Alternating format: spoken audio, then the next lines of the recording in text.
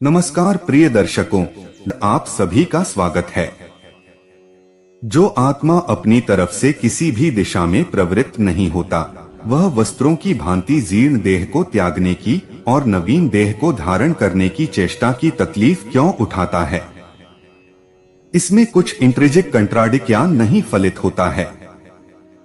आत्मा न जन्म लेता है, न मरता है, न उसका प्रारंभ है, न उसका अंत है। जब हम ऐसा कहते हैं तो थोड़ी सी भूल हो जाती है। इसे दूसरे ढंग से कहना ज्यादा सत्य के करीब होगा। जिसका जन्म नहीं होता, जिसकी मृत्यु नहीं होती, जिसका कोई प्रारंभ नहीं है, जिसका कोई अंत नहीं है, ऐसे अस्तित्व को ही हम आत्मा कहते हैं। निश्चित ही अस्तित्व प्रारंभ और अंत से मुका होना चाहिए। जो है उसका कोई प्रारंभ नहीं हो सकता। प्रारंभ का अर्थ यह होगा कि वह शून्य से उतरे, ना कुछ से उतरे। और प्रारंभ होने के लिए भी प्रारंभ के पहले कुछ तैयारी चाहिए।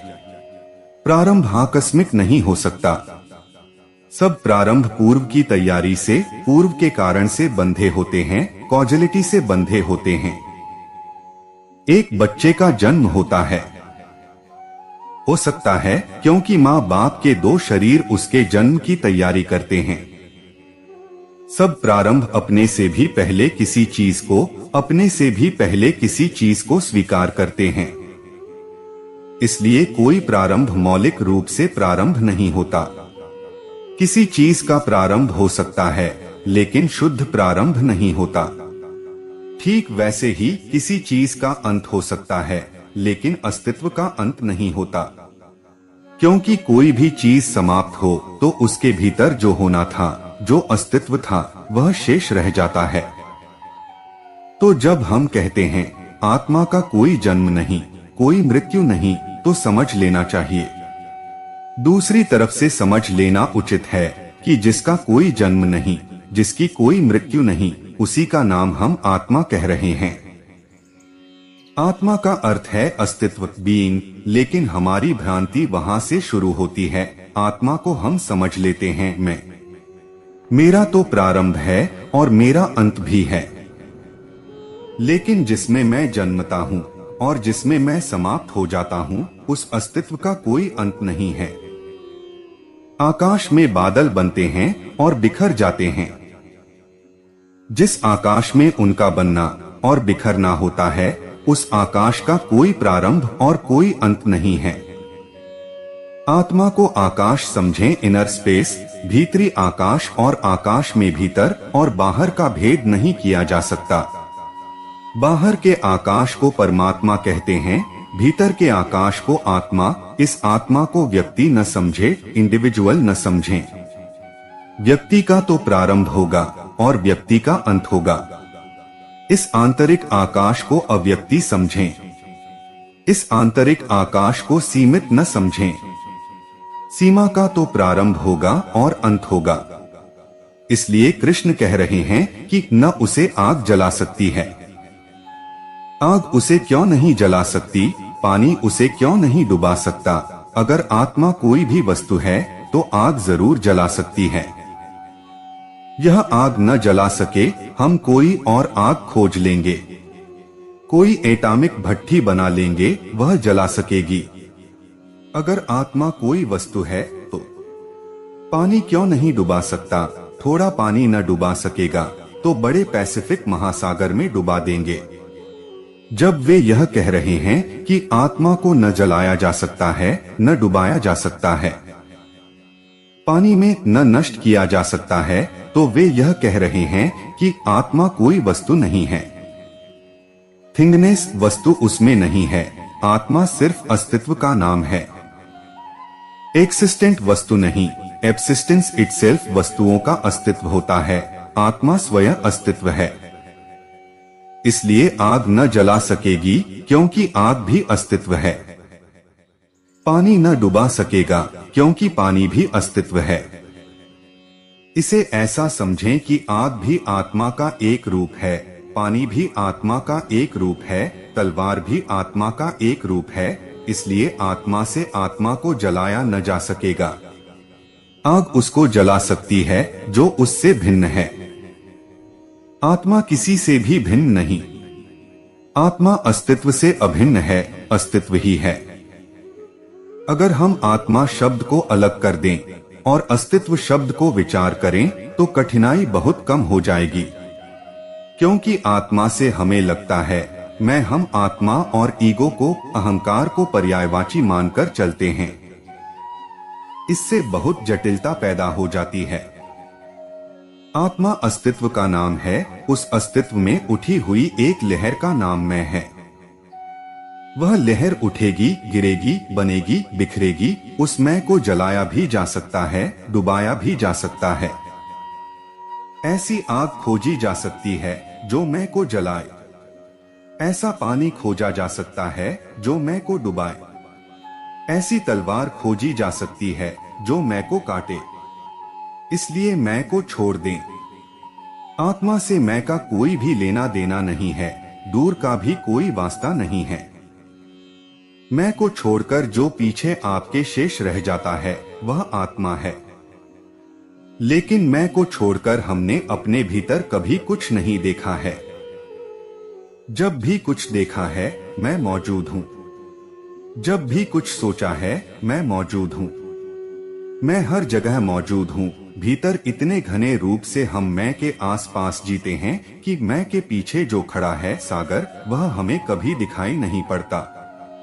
और हम कृष्ण की बात सुनकर प्रफुल्लित भी होते हैं। जब सुनाई पड़ता है कि आत्मा को जलाया नहीं जा सकता तो हमारी रीढ़ सीधी हो जाती है। हम सोचते हैं मुझे जलाया नहीं जा सकता। जब हम सुनते हैं आत्मा मरेगी नहीं तो हम भीतर आश्वस्त हो जाते हैं कि मैं मरूंगा नहीं। इसीलिए तो का होने लगता है आदमी तो गीता ज्यादा पढ़ने लगता है। मृत्यु पास आने लगती है तो कृष्ण की बात समझने का मन होने लगता है। मृत्यु कंपाने लगती है मन को तो मन समझना चाहता है, मानना चाहता है कि कोई तो मेरे भीतर हो जो मरेगा नहीं, ताकि मैं मृत्यु को झुठला सकूं। इसलिए मंदिर में, मस्जिद में, गुरुद्वारे में जवान दिखाई नहीं पड़ते, क्योंकि अभी मौत जरा दूर मालूम पड़ती है।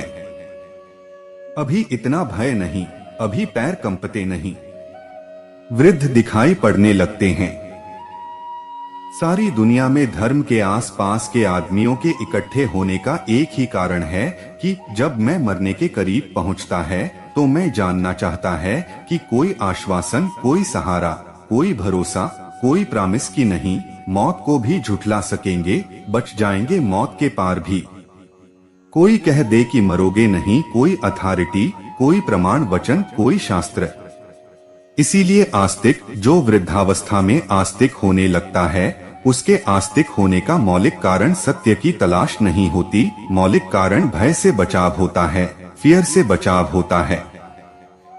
और इसलिए दुनिया में जो तथाकथित आस्तिकता है वह भगवान के आसपास निर्मित नहीं, भय के आसपास निर्मित है।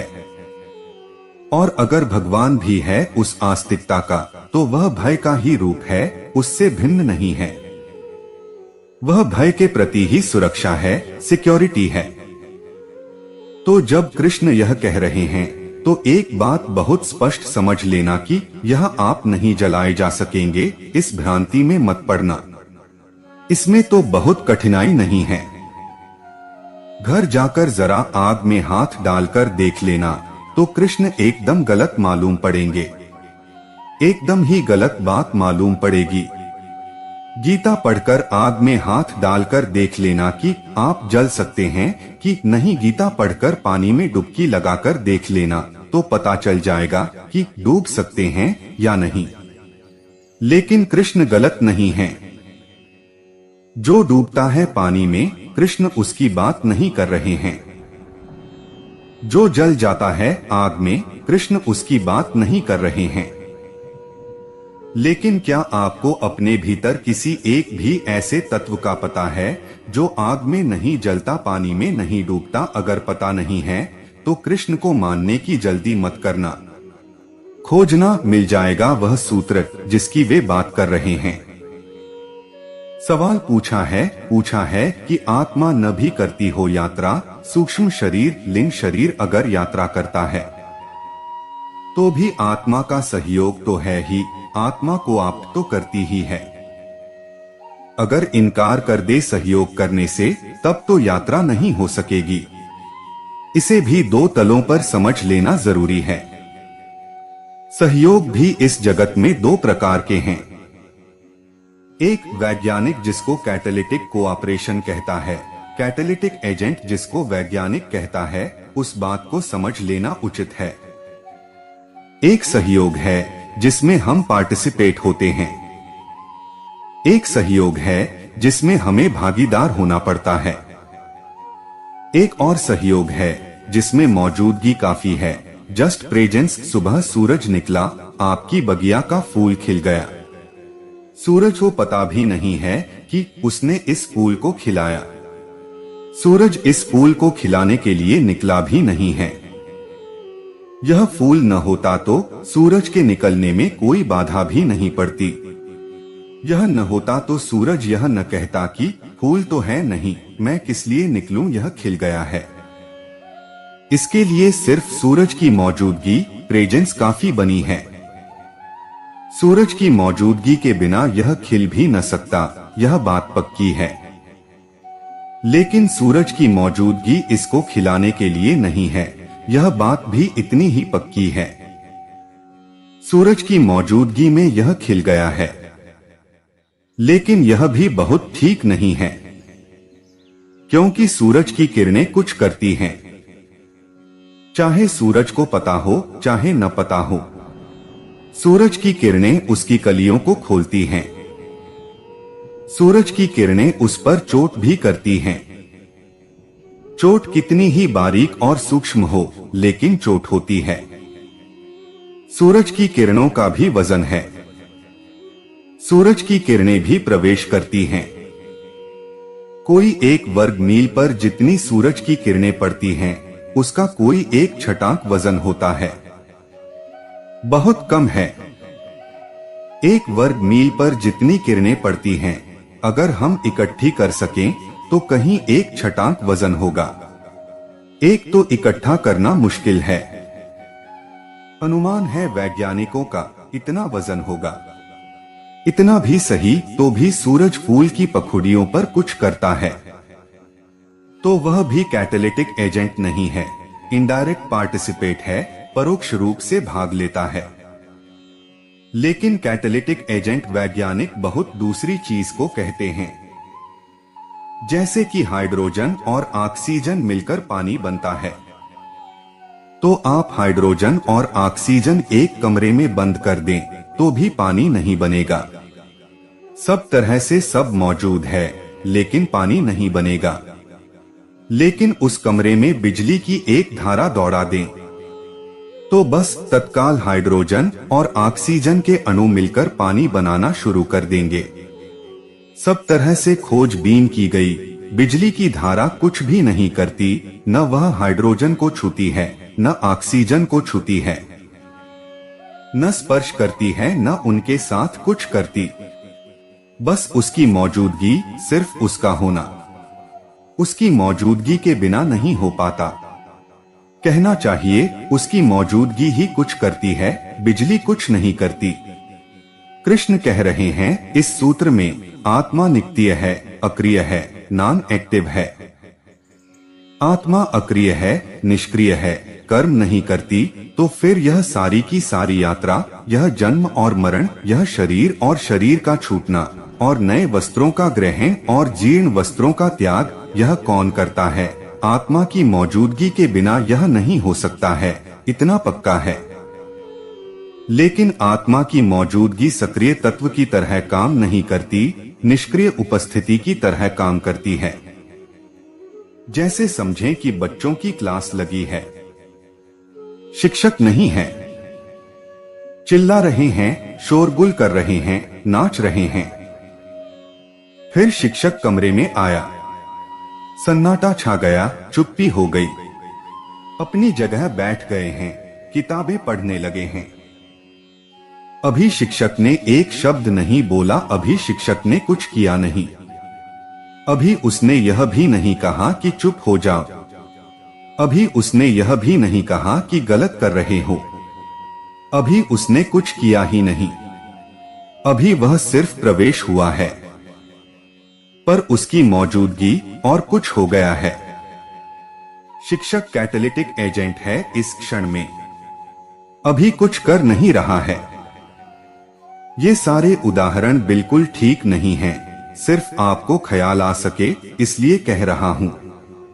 आत्मा की मौजूदगी, लेकिन पूछा जा सकता है मौजूद होने का भी उसका निर्णय तो है ही, डिसीजन तो है ही। शिक्षक कमरे में आया है, नहीं आता, आने का निर्णय तो लिया ही है। यह भी कोई कम काम तो नहीं है, आया है। आत्मा कम से कम निर्णय तो ले ही रही है जीवन में होने का, अन्यथा जीवन के प्रारंभ का कोई अर्थ नहीं है। कैसे जीवन प्रारंभ होगा? तो आत्मा क्यों निर्णय ले रही है? जीवन के प्रारंभ का मौजूद होने की भी क्या जरूरत है, क्या पर्पज है? तो यहाँ थोड़े और गहरे उतरना पड़ेगा। एक बात तो यह समझ लेनी जरूरी है कि स्वतंत्रता सदा दोहरी होती है। स्वतंत्रता कभी इकहरी नहीं होती, स्वतंत्रता सदा दोहरी होती है। स्वतंत्रता का मतलब ही यह होता है कि आदमी या जिसके लिए स्वतंत्रता है वह विपरीत भी कर सकता है। समझ लें, एक गांव में हम डुंडी पीट दें और कहें कि प्रत्येक आदमी अच्छा काम करने के लिए स्वतंत्र है, लेकिन बुरा काम नहीं कर सकता, तो उस गांव में अच्छा काम करने की स्वतंत्रता भी नहीं रह जाएगी। अच्छा काम करने की स्वतंत्रता में इम्प्लाइड है, छिपी है, बुरा काम करने की स्वतंत्रता। और जो आदमी बुरा काम कर ही नहीं सकता, उसने अच्छा काम किया है, ऐसा कहने का कोई अर्थ नहीं रह जाता। स्वतंत्रता दोहरी है, समस्त तलों पर आत्मा स्वतंत्र है, अस्तित्व स्वतंत्र है, उस पर कोई परतंत्रता नहीं है, उसके अतिरिक्त कोई है ही नहीं जो उसे परतंत्र कर सके। अस्तित्व फ्रीडम है, अस्तित्व स्वातंत्र्य है, और स्वातंत्र्य में हमेशा दोहरे विकल्प हैं। आत्मा चाहे तो दोनों यात्राएं कर सकती है, संसार में, शरीर में, बंधन के बाहर, संसार के बाहर, शरीर के बाहर। ये दोनों संभावनाएं हैं, और संसार का अनुभव संसार के बाहर उठने के अनुभव की अनिवार्य आधारशिला है। विश्रांति का अनुभव तनाव के अनुभव के बिना असंभव है, मुक्ति का अनुभव अमुक्त हुए बिना असंभव है। मैं एक छोटी सी कहानी निरंतर कहता रहता हूँ। मैं कहता रहता हूँ कि एक अमीर आदमी, एक करोड़पति, जीवन के अंत में सारा धन पाकर चिंतित हो उठा कि आनंद अब तक मिला नहीं। सोचा था जीवन भर धन धन धन, सोचा था धन साधन बनेगा, आनंद साध्य होगा। साधन पूरा हो गया, आनंद की कोई खबर नहीं। साधन इकट्ठे हो गए, आनंद की वीणा पर कोई स्वर नहीं बजता। साधन इकट्ठा हो गया, भवन तैयार है, लेकिन आनंद का मेहमान आता हुआ दिखाई नहीं पड़ता, उसकी कोई पदचाप सुनाई नहीं पड़ती है। चिंतित हो जाना स्वाभाविक है। गरीब आदमी कभी चिंतित नहीं हो पाता, यही उसका दुर्भाग्य है। अगर वह चिंतित भी होता है तो साधन के लिए होता है कि कैसे धन मिले, कैसे मकान मिले। अमीर आदमी की जिंदगी में पहली दफा साध्य की चिंता शुरू होती है, क्योंकि साधन पूरा होता है। अब वह देखता है साधन सब इकट्ठे हो गए, जिसके लिए इकट्ठे किए थे वह कहाँ है। इसलिए जब तक किसी आदमी की जिंदगी में साध्य का ख्याल न उठे, तब तक वह गरीब है। चाहे उसके पास कितना ही धन इकट्ठा हो गया हो, इससे कोई फर्क नहीं पड़ता। उसके अमीर होने की खबर उसी दिन मिलती है जिस दिन वह यह सोचने को तैयार हो जाता है, सब है जिससे आनंद मिलना चाहिए, ऐसा सोचा था। लेकिन वह आनंद कहाँ है? साधन पूरे हो गए, लेकिन वह साध्य कहाँ है? भवन बन गया, लेकिन अतिथि कहाँ है? उसी दिन आदमी अमीर होता है, वही उसका सौभाग्य है। लेकिन बहुत कम अमीर आदमी अमीर होते हैं। वह अमीर आदमी अमीर था, चिंता पकड़ गई उसे। उसने अपने घर के लोगों को कहा कि बहुत दिन प्रतीक्षा कर ली, अब मैं खोज में जाता हूँ। अब तक सोचता था कि इंतजाम कर लूंगा तो आनंद का अतिथि आ जाएगा। इंतजाम पूरा है, अतिथि का कोई पता चलता नहीं। अब मैं उसकी खोज पर निकलता हूँ। बहुत से हीरे जवाहरात अपने साथ लेकर वह गया। गांव गांव पूछता लोगों से कि आनंद कहाँ मिलेगा। लोगों ने कहा, हम खुद ही तलाश में हैं। इस गांव तक हम उसी की तलाश में पहुंचे हैं। रास्तों पर लोगों से पूछता था, आनंद कहाँ मिलेगा। वे यात्री कहते कि हम भी सहयात्री हैं, फेलो ट्रेवलर्स हैं, हम भी खोज में निकले हैं। तुम्हें पता चल जाए तो हमें भी खबर कर देना। जिससे पूछा उसी ने कहा कि तुम्हें खबर मिल जाए तो हमें भी बता देना। हमें कुछ पता नहीं, हम भी खोज में हैं। थक गया, परेशान हो गया, मौत करीब दिखाई पड़ने लगी। आनंद की कोई खबर नहीं। फिर एक गांव से गुजर रहा था तो किसी से उसने पूछा, झाड़ के नीचे एक आदमी बैठा हुआ था। देखकर ऐसा लगा कि शायद यह आदमी कोई जवाब दे सके, क्योंकि अंधकार घिर रहा था सांझ का, लेकिन उस आदमी के आसपास कुछ अलौकिक प्रकाश मालूम पड़ता था। रात उतरने को थी, लेकिन उसके चेहरे पर चमक थी सुबह की। पकड़ लिए उसके पैर, धन की थैली पटक दी और कहा कि ये हैं अरबों खरबों रुपए के हीरे जवाहरात, आनंद चाहिए। उस फकीर ने आंखें ऊपर उठाई और उसने कहा कि सच में चाहिए। बिल्कुल, तुम्हें आज तक कभी आनंद नहीं मिला। उसने कहा, कभी नहीं मिला।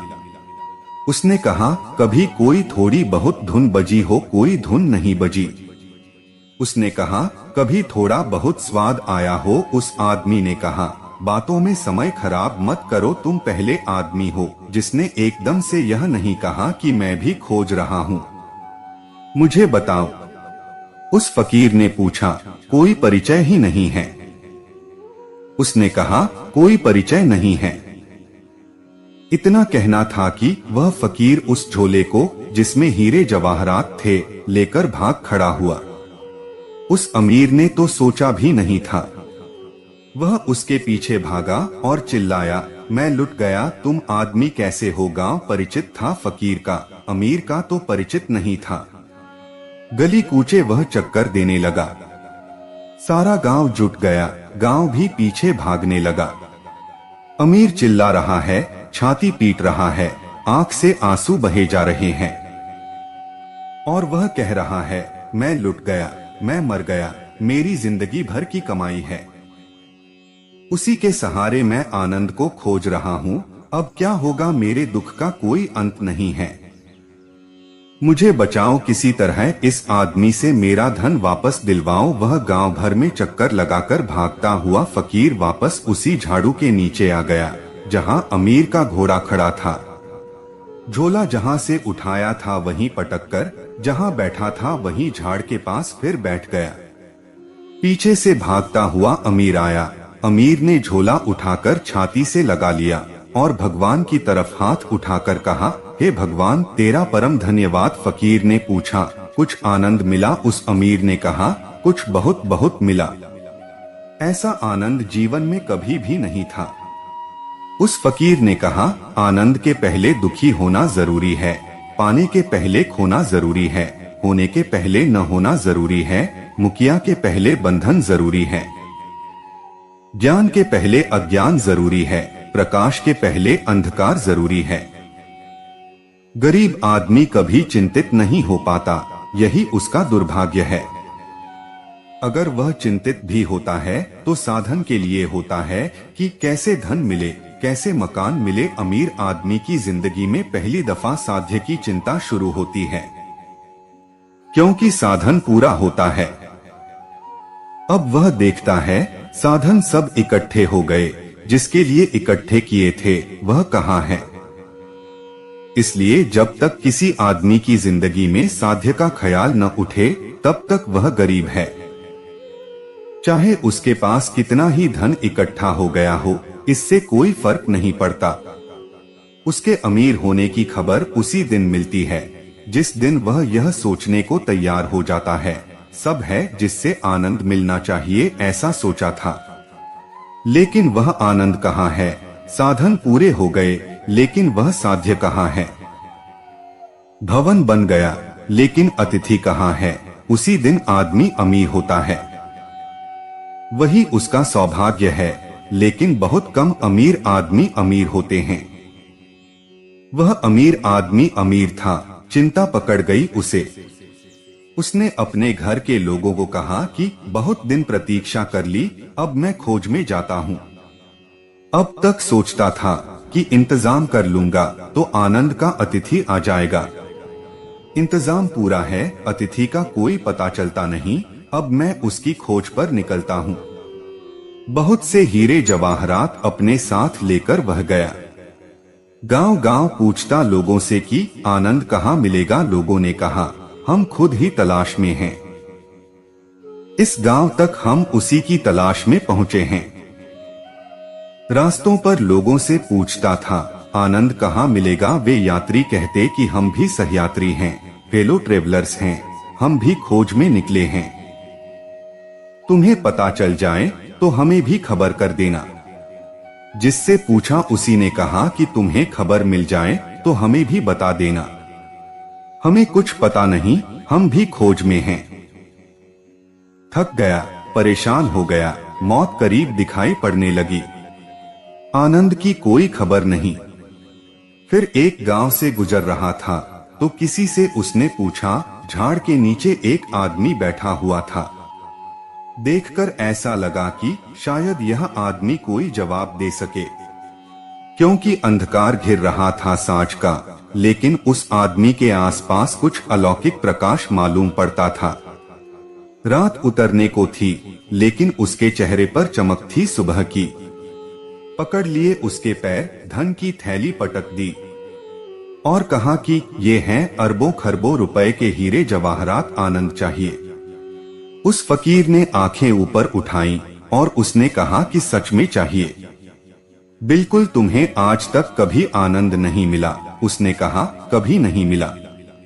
उसने कहा कभी कोई थोड़ी बहुत धुन बजी हो, कोई धुन नहीं बजी।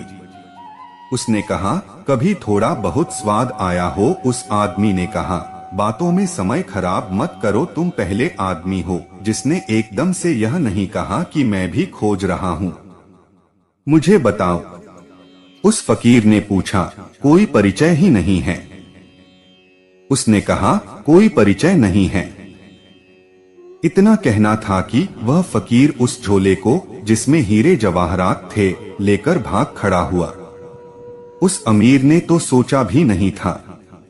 वह उसके पीछे भागा और चिल्लाया, मैं लुट गया, तुम आदमी कैसे हो? गांव परिचित था फकीर का, अमीर का तो परिचित नहीं था। गली कूचे वह चक्कर देने लगा। सारा गांव जुट गया, गांव भी पीछे भागने लगा। अमीर चिल्ला रहा है, छाती पीट रहा है, आंख से आंसू बहे जा रहे हैं और वह कह रहा है मैं लुट गया, मैं मर गया, मेरी जिंदगी भर की कमाई है, उसी के सहारे मैं आनंद को खोज रहा हूँ। अब क्या होगा? मेरे दुख का कोई अंत नहीं है, मुझे बचाओ, किसी तरह इस आदमी से मेरा धन वापस दिलवाओ। वह गांव भर में चक्कर लगाकर भागता हुआ फकीर वापस उसी झाड़ू के नीचे आ गया जहां अमीर का घोड़ा खड़ा था। झोला जहां से उठाया था वहीं पटककर जहां बैठा था वहीं झाड़ के पास फिर बैठ गया। पीछे से भागता हुआ अमीर आया। अमीर ने झोला उठाकर छाती से लगा लिया और भगवान की तरफ हाथ उठाकर कहा, हे भगवान, तेरा परम धन्यवाद। फकीर ने पूछा, कुछ आनंद मिला? उस अमीर ने कहा, कुछ बहुत बहुत मिला। ऐसा आनंद जीवन में कभी भी नहीं था। उस फकीर ने कहा, आनंद के पहले दुखी होना जरूरी है, पाने के पहले खोना जरूरी है, होने के पहले न होना जरूरी है, मुखिया के पहले बंधन जरूरी है, ज्ञान के पहले अज्ञान जरूरी है, प्रकाश के पहले अंधकार जरूरी है। इसलिए आत्मा एक यात्रा पर निकलती है, वह धन खोने की यात्रा है। असल में जिसे हम खोते नहीं उसे हम कभी पाने का अनुभव नहीं कर सकते। और इसलिए जब जिन्होंने पाया है, जैसे कृष्ण, जैसे बुद्ध, जब बुद्ध को मिला जान, लोगों ने पूछा क्या मिला, तो बुद्ध ने कहा मिला कुछ भी नहीं, जो मिला ही हुआ था उसको जाना भर, लेकिन बीच में खोना जरूरी था। स्वास्थ्य का अनुभव करने के लिए भी बीमार होना अनिवार्य प्रक्रिया है। ऐसा जीवन का तथ्य है, ऐसी फैक्टिसिटी है। तो प्रिय दर्शकों, उम्मीद करता हूं कि आपको वीडियो पसंद आया होगा और आप हमारे चैनल पर नए हो तो वीडियो को लाइक और चैनल को सब्सक्राइब जरूर करें। आपके एक लाइक से ही हमें प्रेरणा मिलती है और हम मोटिवेट होते हैं। धन्यवाद।